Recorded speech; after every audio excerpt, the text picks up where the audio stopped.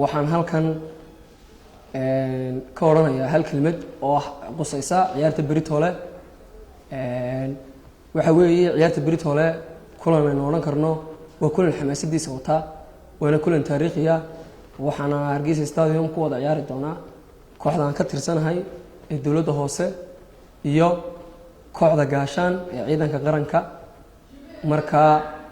waxaan rajaynayaa insha Allah guul taariikhi ah ayaan tiimkayga u rajaynayaa waxaanan aad ugu rajaynahay in haddii aan la idmo tartankii labaad finalkii labaad oo xiriira ayaan tiimkayga u rajaynayaa inaanu gaadhno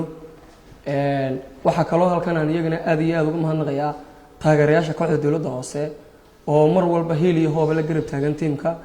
iyo sida ay noo dhiirigeliyaan game walba oo ciyaarayno marka taageerayaasha dawladda hoose dhammaantood meel walba ay joogaan ku sugan yihiin aad baan u salaamayaa si kale marka loo eego ciyaartan de waxa weeye gaashaan iyo dawladda hoose waxa iyaduna aan meeshaba ka maqnayn ninaanu aad saaxiib u nahay oo taariikh badan soo dhex martay oo aanu meel ku wada dhalanay ilaa maanta in markii ugu horeysay heer seero eeya aan isku hor iman doono waxa weeyaan gooladaha gaashaan Cabdiqani Saleymaan Aynaan Yuuyo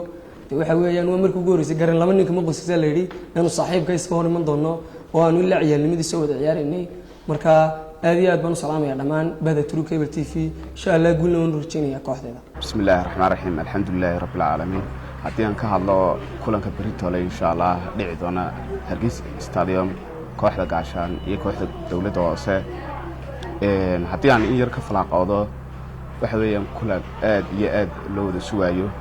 waa kulan xiiso iyo xamaasad gaar leh waxa weeyaan waa kulan taariikhi ah labadan kooxood ee Britole ku kulmi doona Hargeysa Stadium waxa weeyaan laba kooxood oo in badan waxa weeyaan uu ka soo dhaxeeyay xafiltan waana laba kooxood oo waxa weeyaan taariikhda Somaliland sports marka laga hadlayo aad iyo aad ugu saameyn badan haddii aan ka hadlo waxa weeyaan kooxdayda gaashaan oo aan ka mid ahay waxa weeyaan waa kooxda ugu facaweyn leh amba ugu taariikhda weyn leh Somaliland haddii koob ay noqoto iyo haddii ay taariikh noqotoba kooxda dawladda hoose waxa weeyaan koox iyaduna ka mid ah kooxaha ugu facaweyn leh sportiga Somaliland taariikh ahaan waxa weeyaan iyo fac ahaanba marka kulankaas xiiso gaar ah ayuu leeyahay haddii aan hoos ugu soo daadego kooxdayda gaashaan waxa weeyaan insha Allah kulanka Britole waxay diyaar ay aad ugu tahay waxa weeyaan sidii aan ula ciyaar lahayn kooxda dawladda hoose ee dhigayga ah waxa weeyaan kooxda dawladda hoose laftirkeedu ma hawl yara waxa weeyaan macallin aad iyo aad u weyn baa wata macallin Maxamuud Dare Dhabaaya wata macallin taariikh kulay maxaa hay tolay geyiga Somaliland waxa weeyaan ciyaartoy waaweyn baa ku jira sida Maxamuud Gabyaaye Maxamed Cabdi Xasan Koofindho xuujano waxa weeyaan waa koox taariikhdeeda leh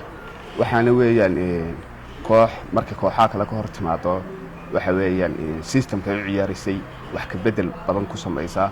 haddii ay noqoto macallin Maxamuud Dare Dhabaaya oo kale oo ah macallin waxa weeyaan badankaan istiraatiijiyad khaliyata aan adeegsan kolba kooxda ka hor timaada waxa weeyaan eega waxa weeyaan dhaqaaqeeda iyo sida uu ciyaarayso ciyaartoydiisana badanka kula taliya sida haddii kooxdaas ciyaartoydaasu ay firfircooni badan leeyihiin sida ay ku joojin lahaayeen waana macallin khabiira waana macallin ka soo hoos ciyaaray waxaana weeyaan egas team weeyaan dawladda hoose waxa weeyaan teamkii aan ugu soo wareegay kooxdaydan gaashaan haddii aan kooxdayda gaashaan aan ku noqdo waxaanu diyaar u nahay ka ciyaartoy ahaan ka maamul ahaan waxa weeyaan sidii aan uga hortagi lahayn kooxda dawladda hoose insha Allah aan uga guuleysan lahayn si aan finalka u tagno waxa weeyaan ciyaartii hore oo kale adu waxyaabo yar oo khaladaad way jireen wixii dhan insha Allah waxaan ku rajaynaynaa inaan saxno sida waxa weeyaan ciyaartoy naga maqnaayo kale ciyaartoy Cumar oo kale oo noo soo kacay ciyaartan noo soo noqday oo aan ciyaartii hore aan aad u tagnay insha Allah macallinkayga Cabdi Fataaxna waxa weeyaan diyaar wuxuu yahay sidoo ugu hortagi lahaa macallinkiisa hore ee Dare Dhabaaya waxa weeyaan aanan uga guuleysan lahayn anagoo isku duuban ka maamul ahaan insha Allah marka waxaan rajaynayaa insha Allah guul baan rajaynayaa haddii Ilaahay dhahdo Britole waxaan ku soo xidhayaa oo ku soo gabagabeynaya labada kooxood buu taageerayaal badan laakiin taageerayaasha gaashaan waxa weeyaan taageerayaal aad iyo aad u qiimo badan, taageerayaal ruuxiya, taageerayaal aan marnaba ciyaaraha iyaga ka maqnaanin oo saaxadda ciyaaraha laga tago meel kastoo ay joogaan. waxaan u rajaynayaa insha Allah inaynu guulaysan doono matchka haddii Ilaahay idhaahdo. waxaan ku soo xidhayaa Turkey waxaan leeyahay maxaa tolay mar kasta waxaad ka qayb qaadataan horumarka dhalinyarada sportska ah. waxaanan idin leeyahay halka ka sii wada dadaalka insha Allah. ciyaartaas waxay ku soo dhamaan doontaa khayr iyo gaashaan guulaysatay insha Allah.